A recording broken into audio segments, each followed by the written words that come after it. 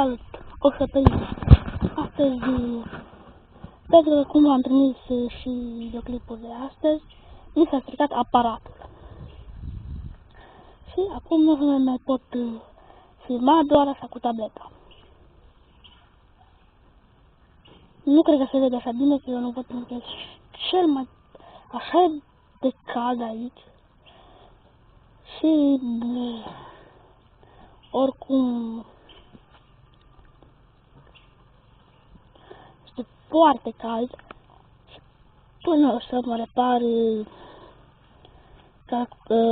cum spune aparatul, nu se mai pot filma doar așa. Ea este sora mea, Laura. Fă cu mâna, Laura. Fă cu mâna.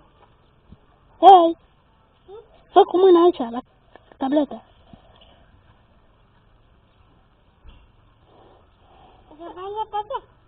Așa, ea este Laura.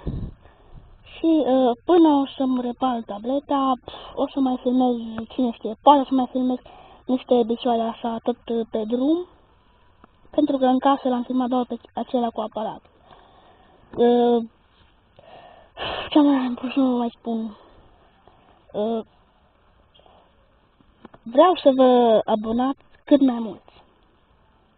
Dați like sau subscribe pentru episodul de astăzi.